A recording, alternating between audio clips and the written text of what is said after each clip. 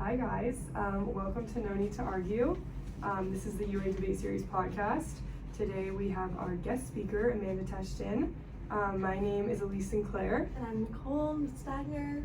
And we're just going to be discussing Gen Z and mental health today. Also, Amanda is our guest speaker for our Gen Z and mental health event on February 27th in the Kiva room. So we hope to see you all there. But yeah, we can just get started. Hi Amanda, how are you today? Hi, I'm good. Thanks for having me. So we do want Thanks for being to, here. thank you so much. We do want to start with like a hard-hitting question for Okay. you. Is Gen Z the first generation to get mental health right? Great question. I don't know that anyone's gotten mental health right. I think that they're doing better than most in a lot of ways, but right is kind of a loaded question, if I'm being honest. As a practitioner, as a professor who trains counselors, I don't know that we know what right is. I think we know how to make things better, and we have a lot of infrastructure that does support better, but we also have a lot of infrastructure that doesn't. Right. I think we are the first generation to bring it up in general. You guys definitely know more. Right. I think that how you talk about mental health is far more open than previous generations. Yeah. I'm a millennial, I guess I'll out myself here. I would say we are okay, but it kind of depends where you are in that spectrum of millennial. Right. And I think how you think about mental health as a person, and if you pull culture into that or what you grew up with, like that has a major implication to how you talk about it, what you know about it, how you seek services or support. But I definitely think your generation is comfortable talking about it. Right. What do you notice on the U of A campus with mental health? I think students need a lot of support. Yeah. That might sound like not so nice, but Yeah. I think students need a lot, and I think that we don't have enough to give, I agree. is my opinion. Yeah. Yeah. What would you do differently here at U of A to like help promote mental health? So good question. Does this mean I have like unlimited resources? I mean, yeah, like I would say like just like Money a doesn't general, exist. yeah, like I would just Okay. say a general question for you. If I have no parameters, no limitations on resources, I think we need support people at varying levels in every college, or at least within accessible in every unit. And when I say unit, that might mean department even, depending on how many students that department serves. And that might look like somebody who's more like a life coach, like maybe not necessarily a licensed mental health practitioner, but somebody who's sort of a support person. Yeah. I'm stressed about my roommate. I have too much homework, but I don't really need academic help, but I need someone to go Yes. talk to and organize my thoughts. Yeah. But I think we also need a higher level of care where we do have licensed people for those students who are struggling with maybe a disorder. Maybe they're symptomatic, maybe they have depression or anxiety, or their ADHD is really unmanaged. We need people who can really connect to better, more intensive services. Right. I feel like there is no in between here and everywhere. Like it's either I'm feeling sad or it's super extreme, and there's no one at that level to help the people with their everyday stuff, and it builds up. Do you find like being a professor here, like a lot of students come to you for help, or like not really? Like I personally never come to professor for help of anything in my But personal they life. but they always but- do say I'm here to talk, but no Yeah. one ever uses that as a resource. Yeah. Yeah, I'm in like a really weird position, a privileged position, but like Yeah. I run a counseling program. Right. So I've got a bunch of students who are graduate level who care about and want to help people. So I feel like a lot of times I do learn more about my students' needs Right. because inherently we're a bunch of supportive people who are in the field. Yeah. But I would say that I also have students who don't tell me things, but I know something's up, and I'm in a Right. really awkward position where I can't really do a whole lot because it's not my position to say, hey, I can tell something's up.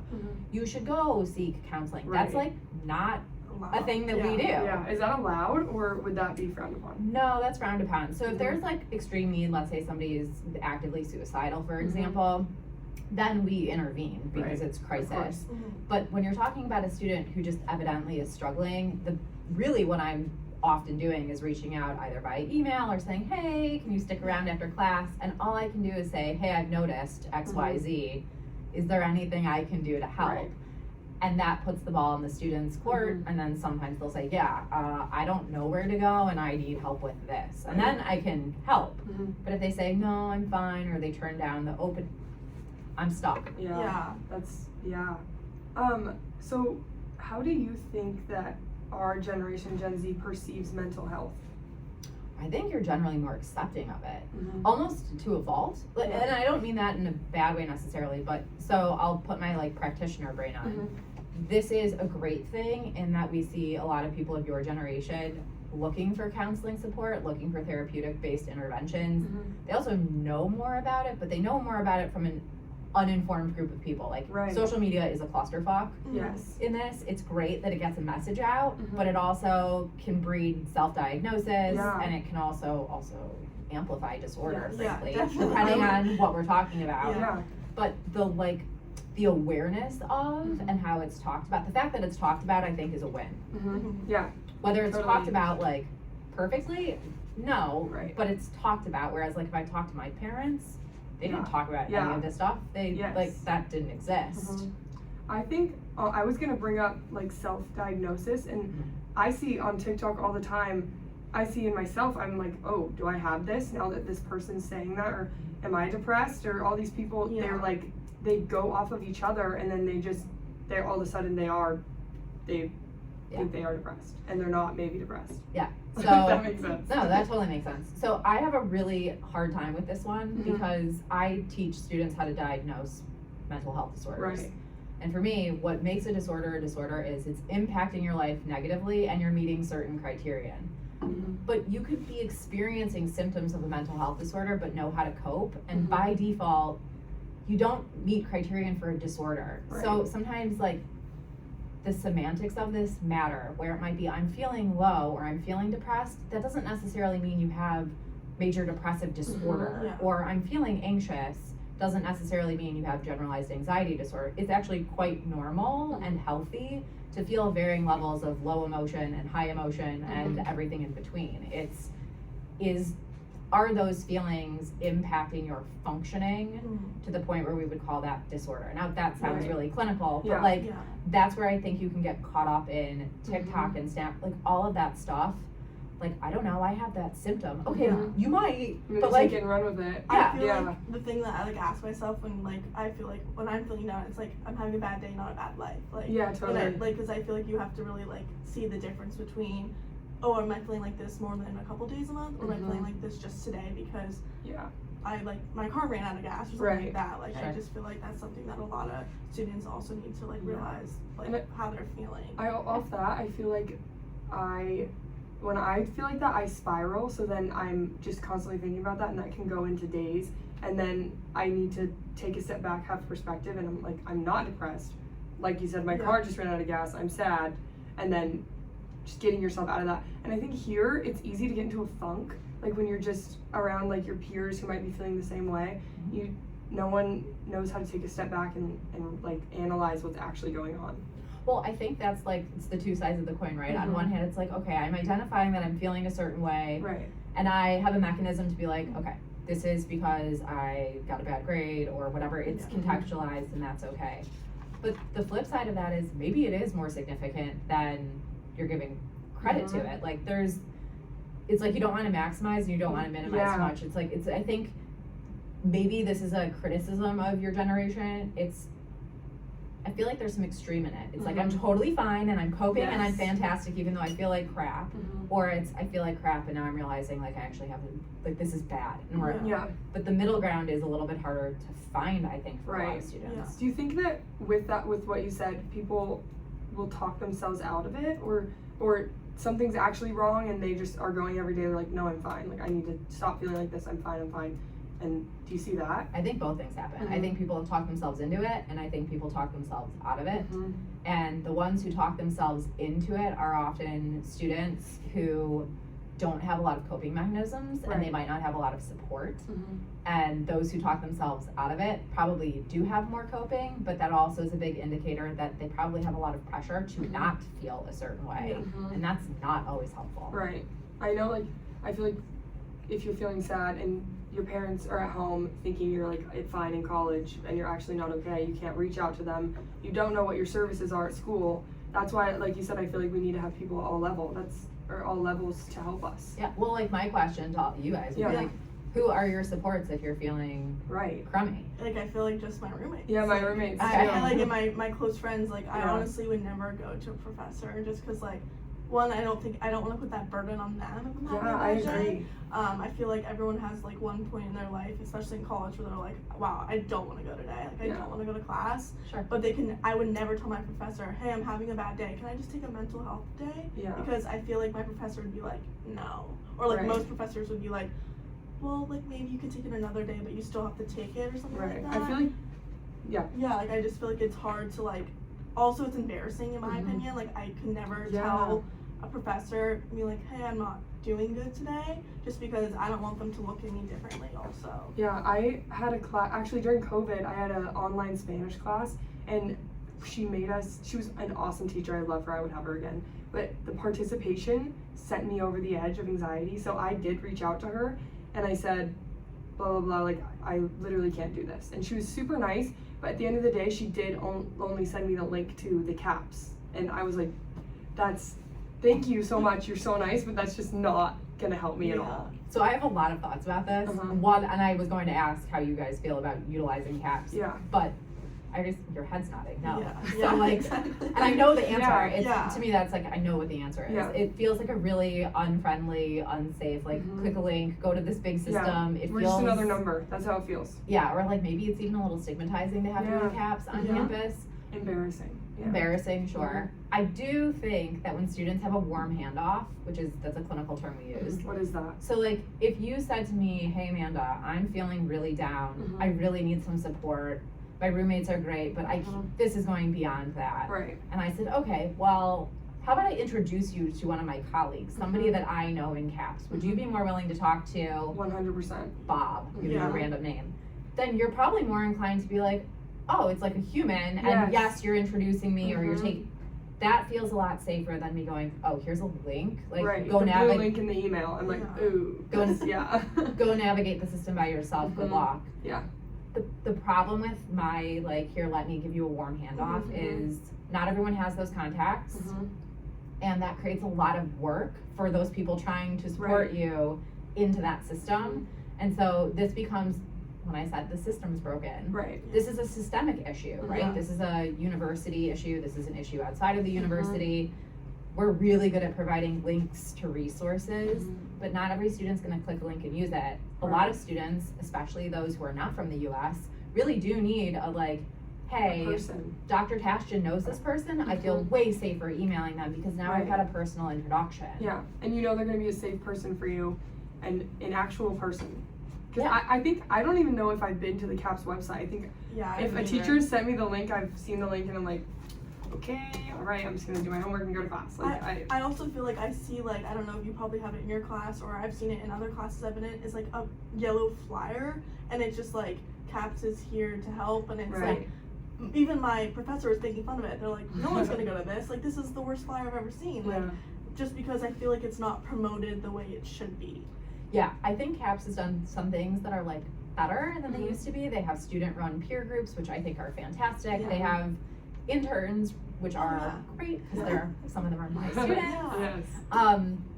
Yeah, but how they get to the masses of students and how students understand what those services look like or what Mhm. they could be, I think there are other ways to maybe make it more approachable. Yeah. Right. I know freshman year when I was struggling during COVID, I was so embarrassed at the thought of even needing help because all my peers, I mean, we didn't even have school to go to. It was we were in the dorms, then you see everyone on Instagram like going on hikes, going to the library with their friends or whatever we could do during COVID. And I was so embarrassed that I felt like I wasn't doing that. And now that I chat with some people that are my age, they're like, I was not okay either. And No one like talked no about it. yeah, no one talked about it. And we all felt the same exact way freshman year when we all needed to click on the link and go to CAPS. Mhm. So I think that's a big thing at this school, especially. Everyone has this facade that they're amazing and they're flourishing and they're Sure. Especially on Getting- social media. yeah, too, social like, media. I mean, Mhm. obviously social media is a lie, but Right. like it's just very hard when you see like Elise and I are seniors, we're graduating, Right. like that's the scariest thing Right. ever. Like Yeah. I'm like everyone just And no one posting talks about about no it. one talks about how it's like Yeah. the scariest thing ever, like Mhm. how I'm looking for a job and can't find one. Right. I'm living at home next year after I just lived here for 4 years by myself. Like, my whole world's gonna change, and like I feel like everyone's just like, no, it's the best time And of your life. even us, we're doing the same thing. Yeah. We're just okay, but then at the end of the day, we're like, oh. Like, that's the thought I think of every time I go to bed. And I'm like, that's going back to the people on the levels that we like our Yeah. level. That would be so nice to have someone to talk about. post-grad, I'm really like, struggling.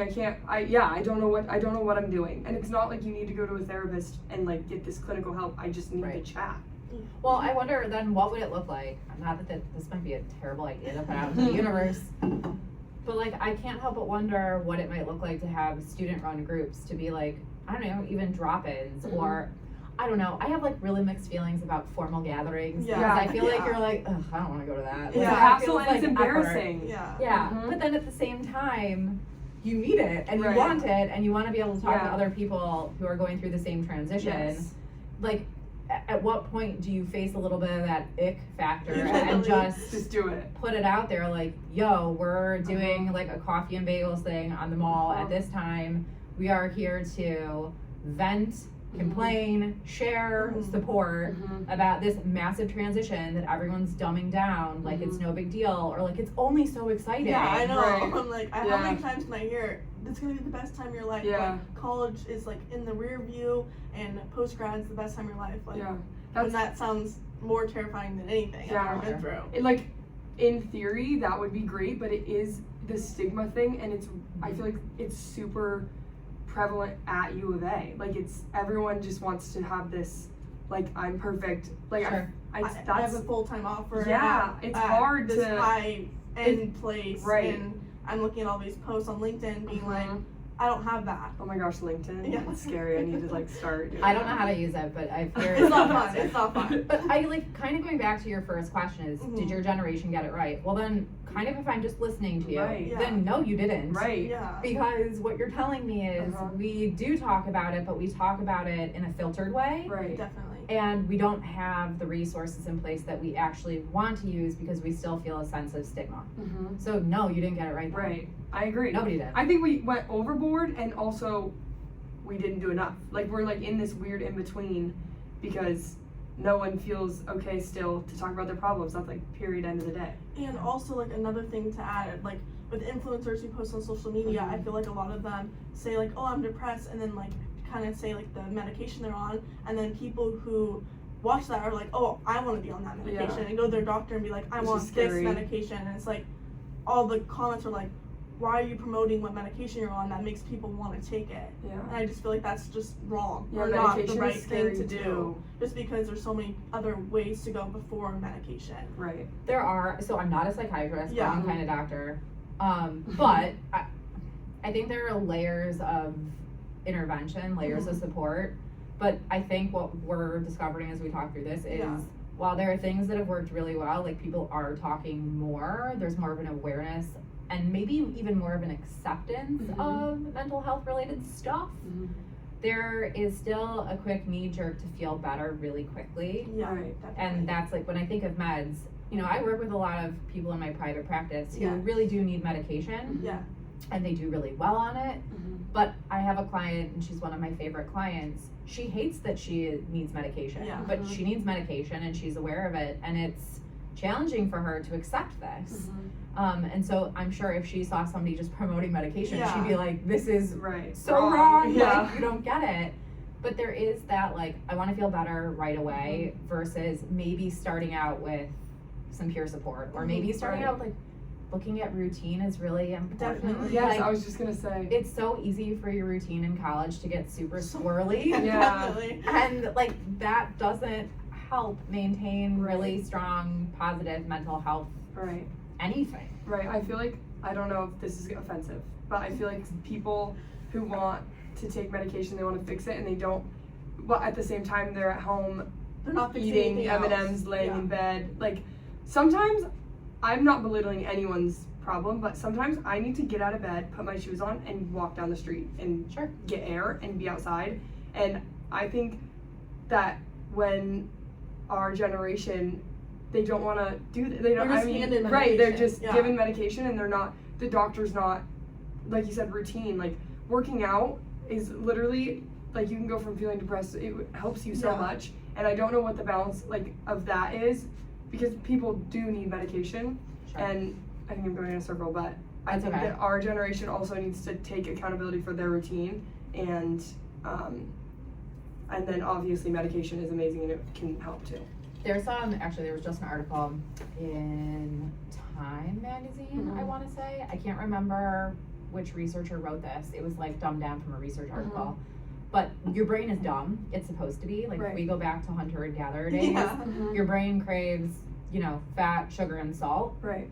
and it wants to use the least amount of energy possible. So the article was about how we know from research that physiologically, emotionally, all of the above, exercise is just good for us. Right. But the brain literally is going to tell you, don't do it. Yeah. And so we have to override To, that fight your brain. mechanism Yeah. to like have that be something that's helpful.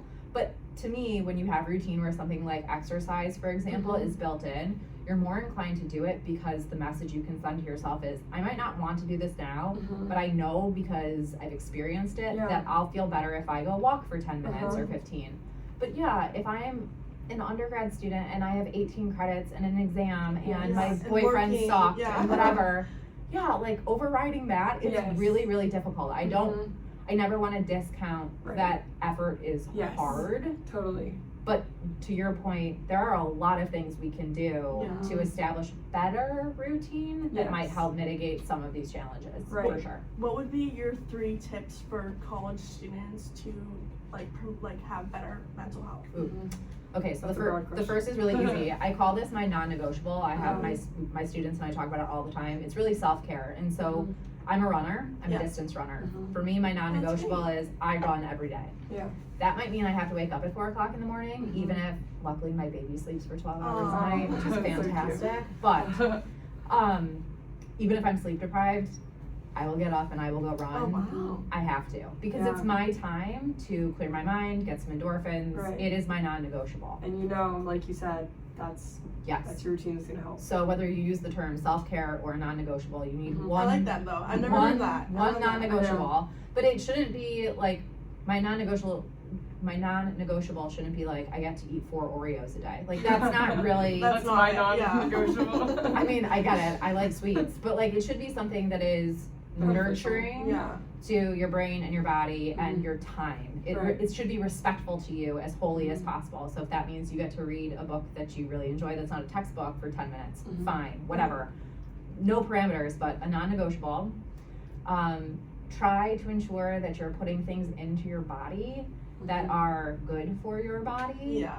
That's hard in college. As much and as often as you can. I know, but like the union has apples and things like that. Like honestly, even if it's water and not soda, I know. There are water machines all over this campus. Like small swaps. Right. Drink more water. Drink more water. Like a soda's $1.40 from McDonald's. Yeah. And the third is I think to find out, and this can change over time because it usually does. What is one coping mechanism that grounds you? So it might be that you take 3 deep breaths before you go into a class, or it might be that like when I present at conferences I click a pen. It's grounding for me. I don't know, I like it.